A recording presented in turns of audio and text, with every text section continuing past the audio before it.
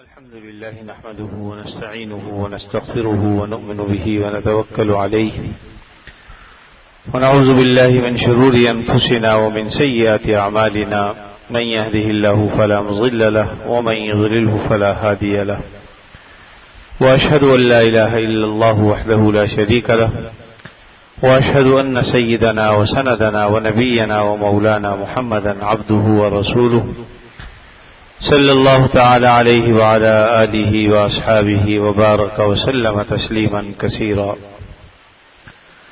اما بعد فاعوذ باللہ من الشیطان الرجیم بسم اللہ الرحمن الرحیم فاسألوا اہل الذکر ان کنتم لا تعلمون صدق اللہ العظیم۔ حاضرین محترم، قرآن مجید کی آیت کا ایک مختصر سا حصہ ہے جس کی تلاوت کی گئی ہے۔ دعا فرمائے اللہ تعالیٰ صحیح طریقے پر بات کو کہنے کی توفیق عطا فرمائے اور سمجھ کر عمل کرنے کی توفیق عطا فرمائے۔ مفہوم اور خلاصہ اس آیت کا یہ ہے کہ اہل علم سے سوال کر لو، معلوم کر لو اگر تمہیں معلوم نہیں۔ یہ اس صورتحال کے لیے ہے کہ جب انسان کو کوئی مسئلہ معلوم نہ ہو، دین کی کوئی بات معلوم نہ ہو، تو بجائے اس کے کہ اپنی طرف سے کوئی حکم لگائے، کوئی فیصلہ کرے، اسے چاہیے کہ جو اہل علم ہیں ان کی خدمت میں جائے اور ان سے دین کی بات معلوم کر کے پھر اس پر عمل کرے۔ ہمارے اس زمانے میں ایک بہت بڑی کوتاہی یہ ہے کہ دین کی بات ہم از خود معلوم نہیں کرتے، بلکہ جو بات بتائی جاتی ہے بعض اوقات اس کی بھی طلب نہیں ہوتی، بغیر طلب کے ہی وہ بات ذہنوں میں ڈالی جاتی ہے۔ کبھی انسان اس کو سنجیدگی سے لے لیتا ہے اور کبھی اس کو ایسے ہی ایک کان سے سنا اور دوسرے کان سے اڑا دیا۔ نتیجہ یہ کہ اس پر عمل نہیں ہوتا۔ اس سے آپ اندازہ لگا لیجئے کہ اگر کوئی غلطی نماز میں ہو جاتی ہے اور سجدہ سہو امام کرتا ہے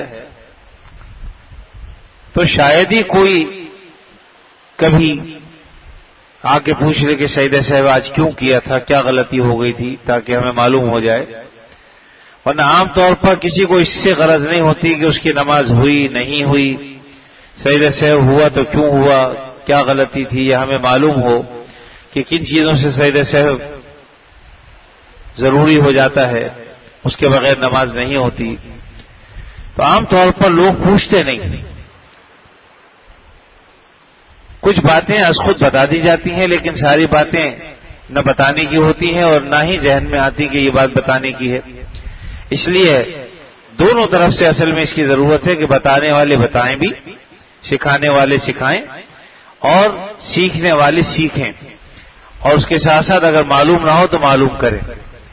یہ ایک ایسا فریضہ ہے کہ اللہ کے نبی صلی اللہ علیہ وسلم نے تعلیم دین کے لیے لوگوں کو ذمہ دار بنایا کہ ان کی ذمہ داری ہے کہ فلاں کو تعلیم دیں، فلاں کو علم دین سکھائیں۔ یہاں تک کہ غالباً اشعری قبیلے کے بعض لوگ جو پڑھے لکھے تھے جہاں رہتے تھے، آپ صلی اللہ علیہ وسلم نے ان کو ذمہ دار بنایا کہ تم اپنے علاقے کے لوگوں کو پڑھاؤ، ان کو علم دین سکھاؤ، اور جو لوگ وہاں رہتے تھے ان سے کہا گیا کہ تم ان سے دین کا علم سیکھو۔ تو گویا یہ دو طرفہ بات ہونی چاہیے کہ ایک طرف سکھانے والا اخلاص کے ساتھ سکھائے، دین کی بات بتائے، اور دوسری طرف جس کو معلوم نہیں ہے وہ اخلاص کے ساتھ دین کی بات سیکھے۔ یک طرفہ طور پہ بات نہیں، لیکن عام طور پر میں نے دیکھا کہ بتانے والے تو پھر بھی بتا دیتے ہیں، لیکن جن کو معلوم نہیں ہے وہ عام طور پر معلوم کرنے کی کوشش نہیں کرتے۔ صحیح کیا ہے، غلط کیا ہے، یہ بھی معلوم نہیں ہو پاتی۔ ایک بھیڑ چال ہے کہ جیسے سب لوگ کر رہے ہیں ویسے ہم نے بھی کر لیا، لیکن حقیقت تک پہنچنے کے لیے بھی ہم کوشش نہیں کرتے کہ صحیح کیا ہے، غلط کیا ہے۔ مثلا ایک مسئلہ ہے، کسی صاحب نے کسی جگہ ایک طرح سے سنا، دوسری جگہ دوسری طرح سے سنا، تو سن دونوں جگہ لیا، لیکن اس نے اس کی تحقیق نہیں کی کہ صحیح کیا ہے، غلط کیا ہے، کیونکہ اس کی تحقیق کرنا بھی تو ہماری ذمہ داری ہے کہ صحیح کیا بات ہے اور پھر جو بات صحیح ہو اس کے مطابق عمل کرنا یہ ضروری ہے ہمارے لیے. اسی طرح بعض چیزیں ایسی ہیں جو مشہور ہو گئی لیکن اس کی کوئی حقیقت دین میں نہیں. اب وہ کہاں سے مشہور ہوئی؟ بعض اوقات اہل علم سے بھی سوال کیا جائے تو وہ کہتے ہیں کہ بھئی اس کی حقیقت کا تو ہمیں بھی نہیں پتا. اور نہیں پتا ہونے کا مطلب یہ ہے کہ یہ بات غلط ہے. اگر صحیح ہوتی تو اہل علم کے تو علم میں ہوتی. یعنی وہ اس بات کی دلیل ہے کہ یہ بات ثابت نہیں. اگر ثابت ہوتی تو کتابوں میں کہیں نہ کہیں لکھی ہوتی یا حدیث سے ثابت ہوتی. تو اس لیے جب اہل علم یہ کہتے ہیں کہ اچھا بھائی اس کا تو ہمیں بھی پتہ نہیں جو آپ کرتے ہیں، تو ایسی صورت میں اس کا مطلب یہی ہوتا ہے کہ یہ بات دین میں نہیں ہے. البتہ اگر کوئی یہ کہے کہ بھئی میں اپنے علم کی حد تک تو اس بات کو نہیں جانتا، آپ کسی اور سے معلوم کر لیں، تو پھر اس کو آگے مزید معلوم کرنا چاہیے. حضرت مفتی شفیع صاحب رحمۃ اللہ علیہ ایک عرصے کے بعد انہوں نے فرمایا، یعنی 60-70 سال کی عمر تھی جس وقت، فرمایا کہ بھئی اتنا عرصہ گزر گیا ہے، اب بھی نماز پڑھنے کے بعد بعض مسائل ایسے ہیں جن کو مجھے کتاب میں دیکھنا پڑتا ہے، مراجعات کرنی پڑتی ہے، لیکن لوگوں کا معاملہ عجیب ہے کہ وہ کبھی پوچھتے ہی نہیں. وہ ہے کہ سارے مسائل کے حافظ ہیں، انہیں سب پہلے سے پتا ہے، انہیں کو ضرورت ہی نہیں پیش آتی. یعنی اتنی عمر کے بعد بھی مفتی اعظم پاکستان، لیکن اس کے باوجود وہ فرماتے ہیں کہ مجھے ضرورت پیش آ جاتی ہے کہ کتاب سے میں مراجعات کروں، مسئلے کو دوبارہ دیکھ لوں. لیکن ایک عام آدمی بالکل مستغنی ہے اس بات سے کہ اسے دین کا مسئلہ معلوم ہے یا نہیں معلوم. تو دیکھیے جب تک معلوم نہیں کریں گے معلوم نہیں ہوگا. اس لیے جہاں دین کی بات معلوم نہ ہو تو اپنی طرف سے کوئی حکم نہ لگایا جائے، بلکہ دین کی بات معلوم کی جائے اور معلوم ہونے کے بعد پھر اس پر عمل کریں. یہی سلامتی کا راستہ ہے. ورنہ بعض لوگ اپنی طرف سے بات بنا لیتے ہیں. ایک صاحب کو میں نے ایک دعا بتائی، کہنے کہ قرآن مجید کی کون سی پارے میں کون سے رکوع میں ہے یہ؟ میں نے کہا قرآن مجید کی دعا نہیں ہے، یہ حدیث میں ہے. ایک تو ہمارے ہاں یہ کہ عربی زبان میں بتا تو سمجھتے ہیں ضرور قرآن میں ہی ہوگا ہی لکھا ہوا، تو ایسا نہیں ہے. بات سیدھے قرآن مجید میں نہیں ہوتی لیکن حدیث میں ہوتی، کیونکہ حدیث قرآن مجید کی تشریح ہے، وضاحت ہے. قرآن مجید میں تو اصولی باتیں ہیں، اس کی تفصیلات اللہ تعالیٰ نے قرآن مجید میں نہیں بلکہ احادیث کے ذریعے سے، نبی کریم صلی اللہ علیہ وسلم کے زبان اقدس کے ذریعے سے لوگوں کو بتائی. اب مثلا اس کا تو حکم ہے قرآن مجید میں کہ روزے رکھو، نماز پڑھو، لیکن نماز کی تفصیلات، اس کی جزیات، اس کی رکعتیں، اس کے اوقات، یہ آپ کو حدیث سے معلوم ہوں گی. تفصیلات نبی کریم صلی اللہ علیہ وسلم نے کس طرح سے نماز پڑھی، تو یہ ساری چیزیں حدیث سے معلوم ہوں گی. لیکن ہاں اصولی حکم کہ نماز پڑھنی ہے، اپنے اقیم الصلاۃ، نماز پڑھو. اور اسی طریقے سے ان الصلاۃ کانت علی المؤمنین کتابا موقوتا، کہ اہل ایمان پر نمازیں فرض کی گئی ہیں ان کے اوقات میں. اب اوقات کون کون سے ہیں اس کی تفصیلات بھی قرآن مجید میں ایک جگہ پر نہیں ہے، مختلف جگہوں پر بیان کی گئی ہیں، لیکن بعض جگہ جو ہے وہ حدیث میں اس کی تفصیلات آپ کو ملیں گی. تو یہ ساری تفصیلات تو احادیث سے معلوم ہوں گی. اس لیے ضروری نہیں ہوتا کہ کوئی دعا اگر کوئی بتا دے تو وہ ضرور قرآن مجید کی کوئی دعا ہوگی، بلکہ وہ حدیث مبارکہ بھی ہو سکتی ہے، آپ صلی اللہ علیہ وسلم کی بتائی ہوئی دعا بھی ہو سکتی ہے. اس لیے یہ تو معلوم کر لیں کہ یہ قرآن مجید کی دعا ہے یا حدیث کی ہے، پھر اس کے مطابق اس پر عمل کیا جائے. اسی طریقے سے دیکھیے ہمارے دارالافتاء جہاں پر مفتیان کرام بیٹھتے ہیں، مسائل کی بھرمار ہے وہاں مختلف، اور ان میں آج کل سر فہرست طلاق کے مسائل. عام طور پر لوگ طلاق کے مسائل کو نہیں جانتے، تو بعض لوگ تو پوچھنے کی بھی زحمت نہیں کرتے، اور بعض لوگ بہرحال پوچھ لیتے ہیں. لیکن اس کے مقابلے میں وراثت کے مسائل شاید ہی کوئی پوچھتا ہو، جبکہ طلاق سے بھی زیادہ اموات ہو رہی ہیں. آج کل طلاقیں تو ہو رہی ہیں اپنی جگہ پر، لیکن اموات اس سے بھی زیادہ ہو رہی ہیں. روزانہ لوگ مر رہے ہیں. ہونا تو یہ چاہیے تھا کہ دارالفتہ میں وراثت کے اتنے مسائل ہوتے، اتنے بھیڑ بھاڑ ہو جاتی کہ ہر آدمی پوچھ رہا ہو کہ بھئی وراثت کا مسئلہ کس طرح ہم حل کریں. لیکن وراثت کے مسائل بہت کم، پوچھتے ہی نہیں لوگ، اپنے طور پر جس کا جو جی چاہتا ہے ویسا کر لیتا ہے. حالانکہ شریعت میں اس کا بھی حکم ہے کہ وراثت کی تقسیم کو کس طرح کرنی چاہیے. موٹی موٹی سی باتیں یہ ہیں کہ جب کوئی شخص مر جاتا ہے تو 4 حق اس سے متعلق ہوتے ہیں. سب سے پہلا کفن دفن، یعنی اس کے مال میں 4 حق ہوتے ہیں. تو مرنے والے کا جو مال ہے اس سے اگر کفن دفن کا انتظام کیا جائے تو یہ جائز، ناجائز نہیں. یعنی بجائے اس کے کہ وہ ایسا اپنے مال سے کریں، اگر اس کا اپنا مال موجود ہے جو مرا ہے تو اس کے مال سے کفن دفن کے ضروری جو اخراجات ہیں وہ کیے جا سکتے ہیں. اور اگر کوئی اور شخص اپنی طرف سے کر دے تو اس میں بھی کوئی حرج نہیں. تو سب سے پہلا حق تو اس کے مال میں کفن دفن کا متعلق ہوتا ہے، تکفین و تدفین. اگر کسی اور نے کر دیا تو ختم ہو گیا یہ بات. اس کے بعد دوسرا حق جو متعلق ہوتا ہے وہ ہے قرض. اب یہ دیکھیں گے کہ اس کے اوپر قرضہ کتنا ہے. ان قرض داروں میں سب سے پہلے جو مطالبہ کرنے والی ہے بیوی. اگر مہر ادا نہیں کیا تو وراثت تو اس کو ملے گی ہی، وہ الگ چیز ہے، لیکن اس کا جو مہر ہے وہ بھی قرض ہے، سب سے پہلے وہ ادا کیا جائے گا، اور پھر باقی جو قرض دار ہیں ان کے قرضے ادا کیے جائیں گے. حتیٰ کہ اگر فقہا نے یہ لکھا ہے کہ اگر ساری جائیداد اس کی قرض خواہوں میں تقسیم ہو جائے تو ورثہ کو چاہیے کہ ایسا کر گزریں. آخرت کے بوجھ سے اس کو آزاد کرانے کے لیے یہ ضروری ہے کہ اگر اس کی ساری جائیداد، سارا مال، اس سے ساری زندگی قرضہ ہی لے کے کھایا، اور اتنا قرضہ ہو گیا اس کے اوپر کہ ساری مال و جائیداد بیچ کر اس کا قرضہ ادا ہو سکتا ہے، تو بھلے ایسا ہو لیکن اس کا مال اس کے اوپر سے قرضہ کا بوجھ ادا کرے. اور بیوی کا جیسے کہ میں نے کہا مہر بعض لوگ دیتے ہی.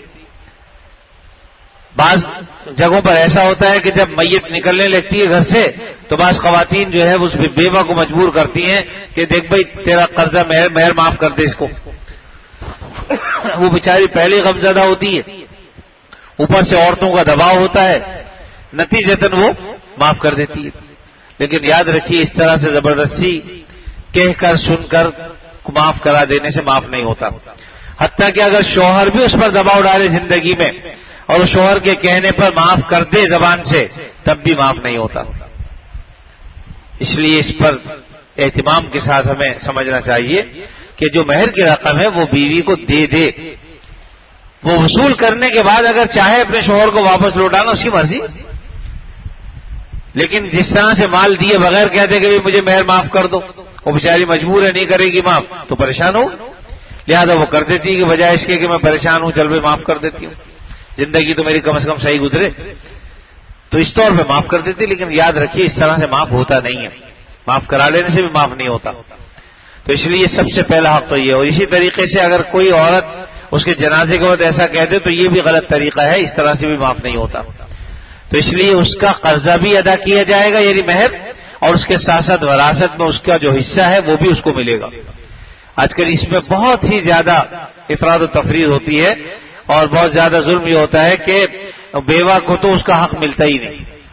خاص طور پر اگر اس کے ساس سسر موجود ہیں پھر تو سمجھ لیجئے کہ اس کا اپنا مال ہے وہ بھی ضبط ہو جاتا ہے. یعنی بیوہ کا جو اپنا مال ہے وہ بھی ضبط ہو جاتا ہے، وہ بھی نہیں دیا جاتا. عام طور پر یہ بات لوگ پوچھنے کے لیے آتے ہیں کہ جی وہ تو لڑکی والوں نے زیور دیا تھا یا سامان دیا تھا تو یہ کس کا حق ہے؟ لازمی بات ہے کہ لڑکی والوں نے اپنی بیٹی کو دیا تھا سب کچھ، اس لیے وہ تو بیٹی ہی کا ہے، وہ لڑکے والوں کا ہے ہی نہیں.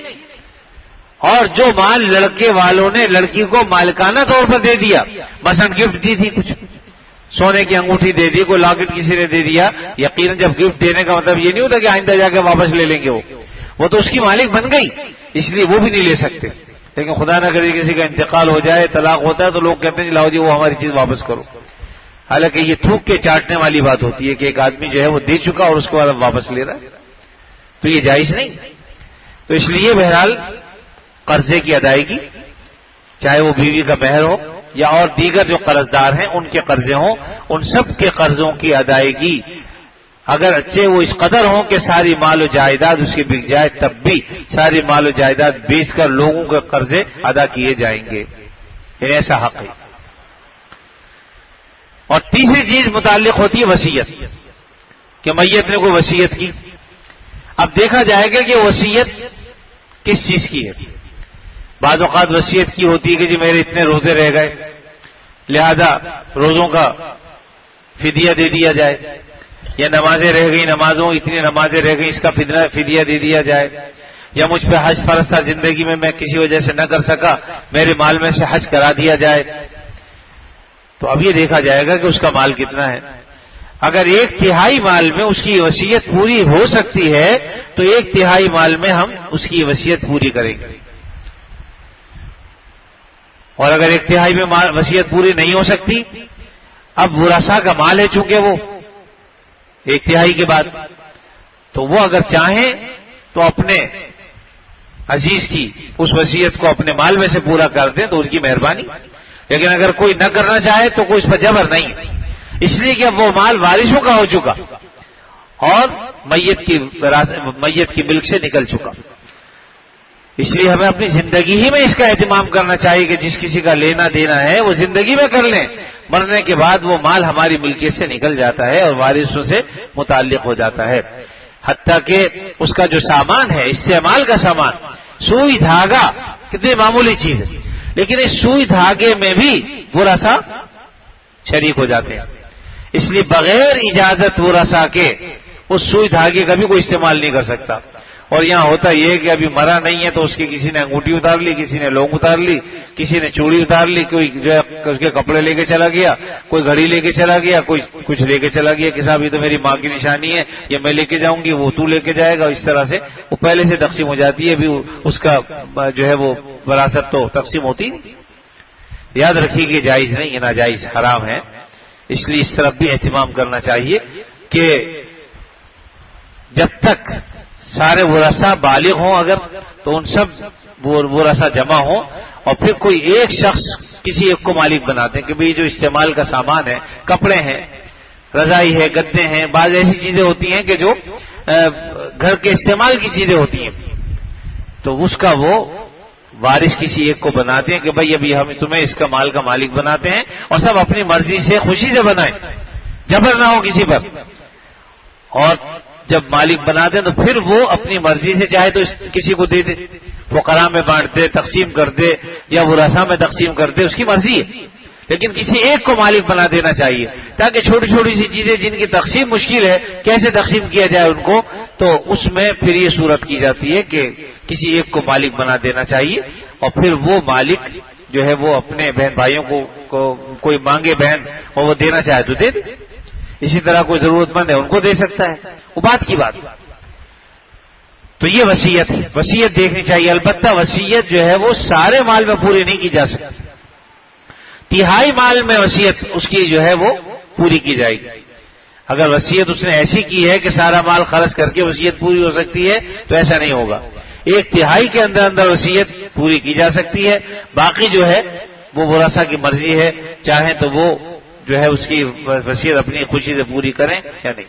اور اس میں بھی اس کو دیکھا جائے گا کہ ورثاء میں اگر سارے کے سارے بالغ ہیں تب تو اس کا فیصلہ ہو جائے گا بھی کسی کو مالک بنا دیا جائے، لیکن اگر کوئی وارث موجود نہیں ہے یا کوئی نابالغ وارث ہے، ایسی صورت میں بھی پھر اس کو روکا جائے گا، اور جب وہ نابالغ بالغ ہو جائے یا جو موجود نہیں ہے آ جائے تو اس کے بعد پھر اس کی بھی رائے لے کر اور اس سے اجازت لینے کے بعد پھر اس کے بعد جو ہے وہ جو ہے وہ اس مال کو استعمال کیا جائے گا۔ تو بہرحال یہ تیسری چیز ہے وصیت، اور چوتھی جو چیز ہے وہ ہے وراثت۔ جب آپ نے کفن دفن کا بھی انتظام ہو گیا، چاہے اس کے مال میں سے کیا یا کسی اور نے اپنی طرف سے کر دیا، اسی طرح قرضہ بھی ادا ہو گیا، اور جو تیسری چیز ہے وہ وصیت بھی اس کے مال میں سے پوری ہو گئی۔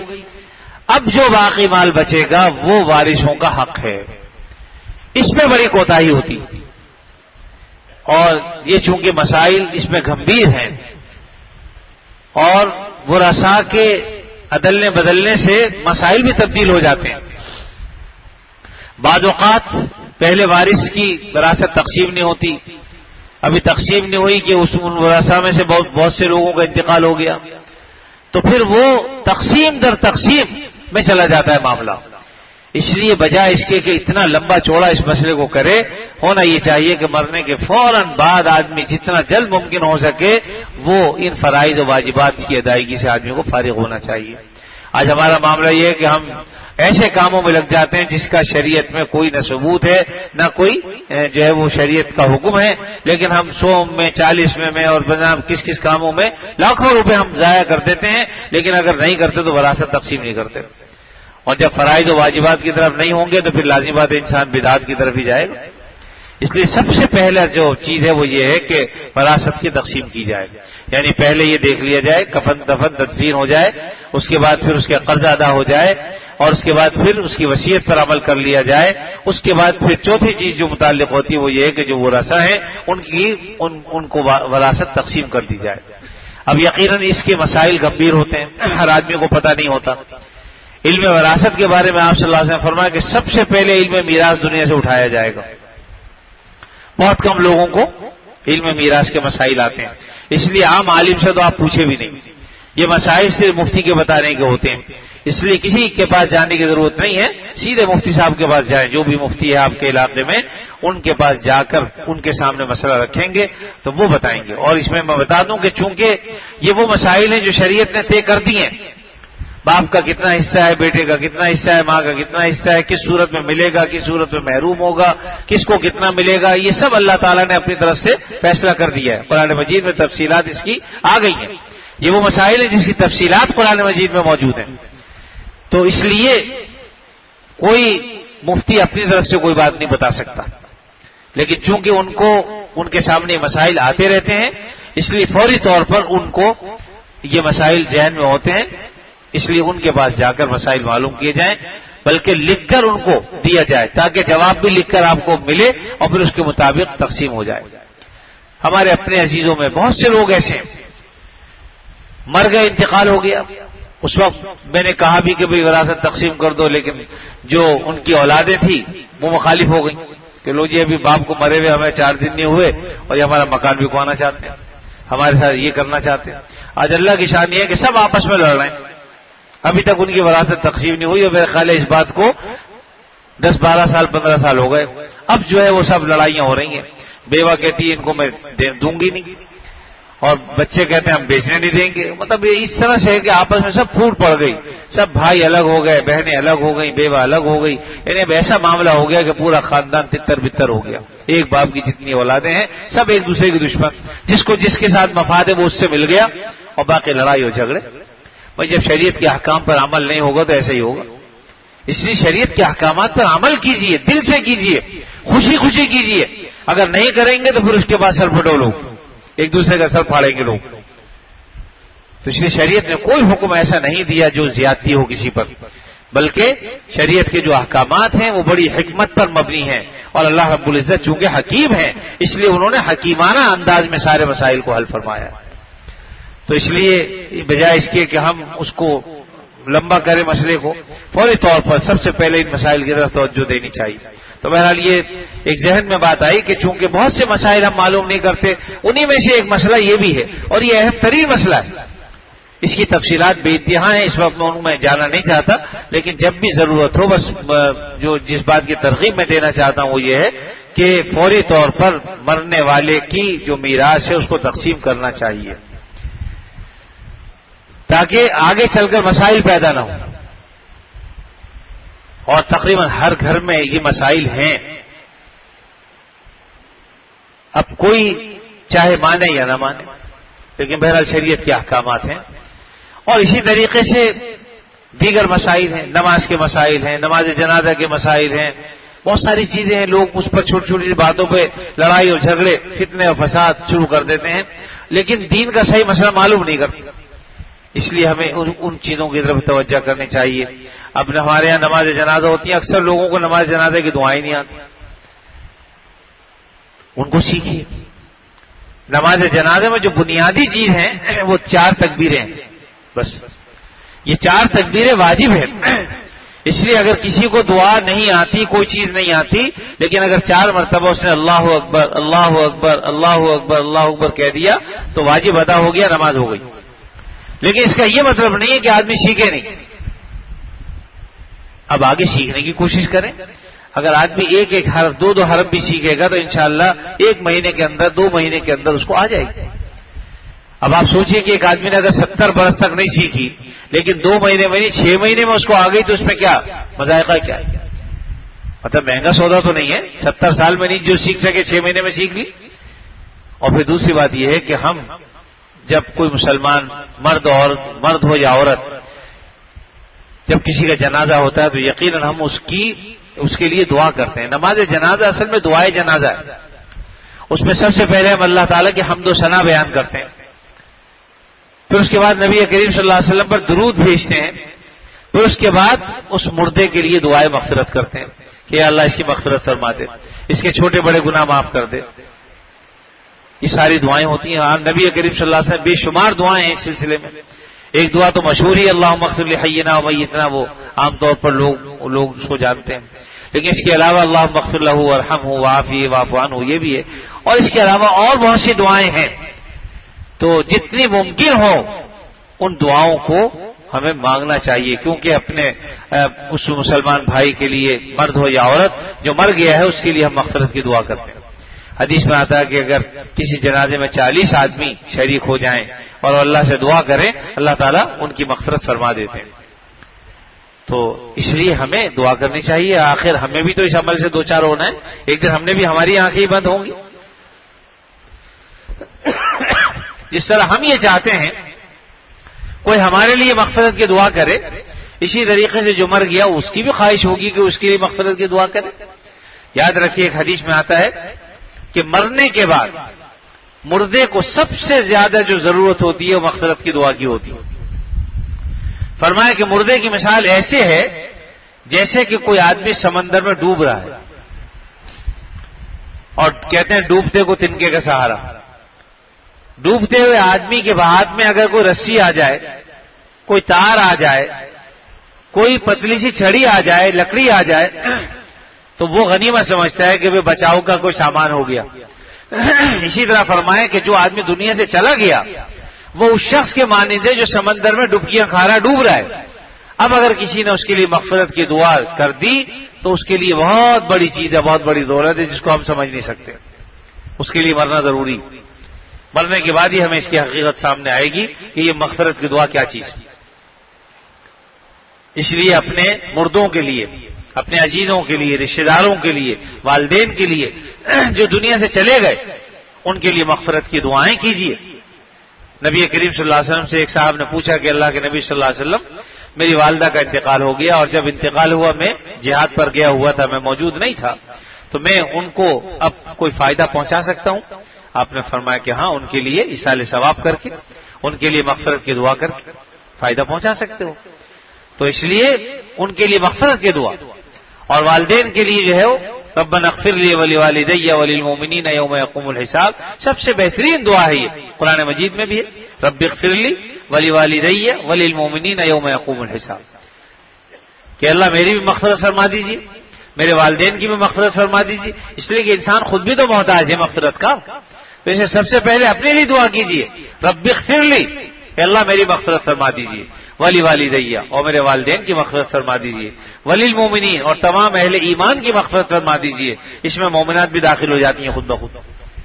یوم یقوم الحساب، جس دن کے آپ حساب قائم کریں، یعنی مغفرت فرما دیجیے۔ تو یہ دعا قرآن مجید میں موجود ہے۔ اس کے علاوہ آپ صلی اللہ علیہ وسلم میں بے شمار دعائیں ہیں، اور میں اکثر و بیشتر یہ بات بتاتا بھی رہتا ہوں کہ کم از کم اللہم اغفر للمؤمنین والمؤمنات والمسلمین والمسلمات یہ 27 مرتبہ روزانہ یہ پڑھ لیا کرے۔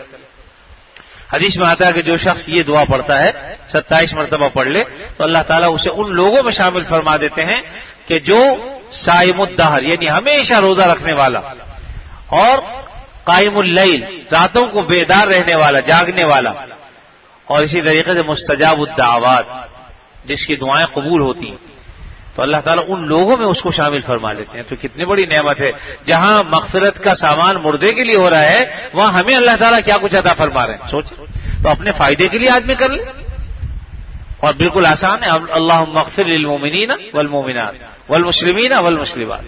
یا اللہ مومن مردوں اور مومن عورتوں کی مغفرت فرما دیجیے، مسلمان مردوں اور مسلمان عورتوں کی مغفرت فرما دیجیے. بس یہ 27 مرتبہ روزانہ پڑھ لیا کریں، آسان سا عمل. اور اسی طریقے سے اس بات کا اہتمام فرمائیے کہ دین کی جو بات ہمیں معلوم نہیں ہے اس کو معلوم کرنے کی کوشش کریں. اپنے طور پر کوئی فیصلہ کر لینا یا اپنے طور پر جو ہے وہ کوئی حکم لگا دینا کسی بات پر، یہ جائز نہیں ہے. اور آج اس زمانے میں خاص طور پر آپ کے بعد میسیجز آتے رہتے ہیں مختلف، نہیں پتا ہوتا کہ وہ مستند بات بھی ہے یا نہیں، بس ہم نے پڑھا اور آگے کر دیا، اس نے پڑھا اس سے آگے کر دیا، تو ایک بات منٹوں سیکنڈوں میں پورے پاکستان میں کیا دنیا میں پھیل جاتی ہے. اس لیے آگے میسج کرنے سے پہلے خاص طور پر اگر دین کی بات ہے تو اس کو تو خاص طور پر آپ پہلے معلوم کریں کسی سے کہ بھئی یہ بات آگے کرنے کی ہے بھی صحیح کہ نہیں، اور مستند ہے یا نہیں. اگر مستند ہے تو بے شک آگے کر دیجیے، لیکن اگر مستند نہیں ہے تو رک جائیے اور پھر اس کو ڈیلیٹ کر دیں. بلکہ اگر کسی نے میسج کیا تو اس کو جواب بھی دے دیں کہ بھئی آپ کا جو بھیجا ہوا رسالہ ہے، آپ کے بھیجا ہوا میسج صحیح نہیں ہے، تحقیق کے بعد پتہ چلا کہ برائے کرم اس کو آگے مت بھیجیں. تو بہرحال یہ دین کی باتیں ہیں، دین کی چیزیں ہیں. اگر ہم سیکھیں گے تو انشاءاللہ آہستہ آہستہ بہت کچھ جمع ہو جائے گا، لیکن نہیں سیکھیں گے تو ساری زندگی گزر جاتی ہے. آدمی قبر میں چلا جاتا ہے لیکن دین کا اس کو کچھ بھی نہیں آتا. تو اس لیے میرے بھائی کم سے کم اپنی آخرت بنانے کے لیے ان چیزوں کی طرف ہمیں متوجہ ہونا چاہیے، اور جو باتیں ہمیں معلوم نہیں ہیں ان باتوں کو سیکھنے کی کوشش کرنی چاہیے. اللہ تعالیٰ اپنے فضل و کرم سے مجھے بھی، آپ کو اور تمام مسلمانوں کو اعمال صالحہ کی توفیق عطا فرمائے اور دین متین کو سمجھ کر عمل کرنے کی توفیق عطا فرمائے. وآخر دعوانا الحمدللہ رب العالمین. لے آئیے کچھ کتابیں ہیں بھائی. اصلاح الاخلاق دیکھیے، کتاب بھی اس وقت ایسی تقسیم ہو رہی ہے جس سے ہمارے اخلاق کی اصلاح ہو. تو یقیناً یہ کتابیں اس لیے تقسیم کی جاتی ہیں کہ ایک تو یہ کہ مستند کتابیں ہیں، معتبر کتابیں ہیں، اور دوسرے یہ کہ اس کو پڑھ کر کوشش کیجیے عمل کرنے کی. مسائل سے آنکھیں چرا لینا یہ کوئی عقل مندی نہیں ہے. بعض لوگ کہتے ہیں جی ہم تو اس لیے دین کی بات معلوم نہیں کرتے کہ معلوم ہو جانے کے بعد ضروری ہو جاتا، عمل نہیں کریں گے تو گناہ ہوگا. بھائی اگر معلوم نہیں کرو گے تب بھی گناہ ہوگا. اس لیے اپنی آنکھیں بند کر لینے سے ایسا نہیں، حقیقت تبدیل نہیں ہوتی. اس لیے مسائل کو سیکھیے. اگر ہمت نہیں ہو رہی تو اللہ سے دعا کرے کہ یا اللہ ہمت عطا فرمائیے کہ میں ان چیزوں پر عمل کرنے والا بھی بن جاؤں. کم از کم آدمی کو معلوم تو ہوگا کہ دین کا مسئلہ کیا ہے. جب اللہ تعالیٰ توفیق دے دیں اس پہ عمل کر لی. تو اس لیے کتابیں جو تقسیم ہوتی ہیں ان کا مقصد ایک یہی ہوتا ہے کہ ہم ان کتابوں کو پڑھیں، ان کتابوں کو سمجھیں، اور جب ہم پڑھ لیں، اب اگر ہم نے پڑھ لی ہے اگر ہمیں تو اس کو ہم آگے کر دیں تو انشاءاللہ جہاں بانٹنے والوں کو تقسیم ہوتا ہے ثواب ہوتا ہے، جب آپ آگے کریں گے تو انشاءاللہ آپ کی طرف سے وہ صدقہ جاریہ ہو جائے گا، اور جس نے پہلے تقسیم کی اس کے ثواب میں بھی کمی نہیں آئے گی، اسے بھی ملتا رہے گا. بلکہ ایک کتاب کو جتنے لوگ پڑھیں گے سب کا جو ثواب بانٹنے والے کو ملے گا، اور آگے جو بانٹ رہا ہے ثواب بننا ان کو ہی ملتا چلا جائے گا. تو بہرحال اللہ تعالیٰ اپنے فضل و کرم سے ہمیں اس کی توفیق عطا فرمائے. وآخر دعوانا الحمدللہ رب العالمین. الحمدللہ رب العالمین والعاقبۃ للمتقین والصلاۃ والسلام علی رسولہ الکریم سیدنا مولانا محمد وعلی آلہ واصحابہ اجمعین. اے اللہ اپنے فضل خاص سے ہمارے گناہوں کو معاف فرما، ہمیں عافیت نصیب فرما، ہر شر سے فتنے سے اللہ ہماری حفاظت فرما، بیماروں کو شفاء کامل عطا فرما، جو مقروض ہیں ان کے قرضوں کو ادا فرما، جو پریشان حال ہیں ان کی پریشانیوں کو دور فرما. یا اللہ ہم سے جن لوگوں نے دعاؤں کے لیے کہا ہے اپنے فضل خاص سے سب کی جائز حاجتیں پوری فرما. اے اللہ اگر کوئی بیمار ہے تو اسے شفا عطا فرما دے. اے اللہ اگر کوئی بدحال ہے تو اس کے احوال کو درست فرما دے، بے روزگار ہے تو اسے برسے روزگار فرما دے، رزق کی تنگی کا شکار ہے تو یا اللہ اس کو وسعت رزق عطا فرما. اے اللہ رزق حلال عطا فرما، وسعت سے عطا فرما. اے اللہ ہمارے ملک کی حفاظت فرما، پاکستان کی حفاظت فرما، جان کی، مال کی، عزت کی، آبرو کی حفاظت فرما.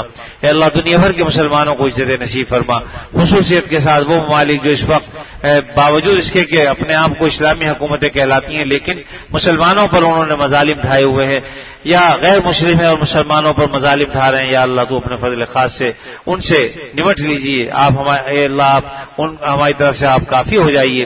اپنے فضل و کرم سے اللہ مسلمانوں کو عزت عطا فرمائیے، ذلتوں سے محفوظ فرما دیجیے، خصوصیت کے ساتھ شام کے مسلمانوں کی، مصر کے مسلمانوں کی مدد فرمائیے، فلسطین کے مسلمانوں کی مدد فرمائیے، اے اللہ اسی طرح بنگلہ دیش کے اور برما کے مسلمانوں کی مدد فرما، اور جہاں کئی مسلمان مظلومانہ زندگی گزار رہے ہیں اے اللہ ان کی مدد فرما، اے اللہ انہیں قوت اور طاقت عطا فرما، اپنے فضل و کرم سے یا اللہ ہم جب تک زندہ رہیں ہمیں عافیت والی زندگی عطا فرما، ہمارے عزیزوں میں، رشتہ داروں میں، دوست احباب میں، والدین دونوں یا دونوں میں سے کوئی ایک جن کے بھی والدین اس دنیا سے رخصت ہو گئے اے اللہ ان کی مغفرت فرما، ان کے عزیزوں کی مغفرت فرما، رشتہ داروں کی مغفرت فرما، یا اللہ ان کی قبروں کو حد نظر تک وسیع فرما دے، اے اللہ قبروں کو کشادہ فرما دے، جنت کے باغوں میں سے ایک باغ بنا دے، یا اللہ حساب و کتاب کے بغیر جنت کے داخلے نصیب فرما دے، نبی کریم صلی اللہ علیہ وسلم کی شفاعت عطا فرما دے، اپنے فضل خاص سے ان دعاؤں کو قبول و منظور فرما، وصلی اللہ تعالی علی خیر خلقہ محمد وعلی آلہ واصحابہ اجمعین،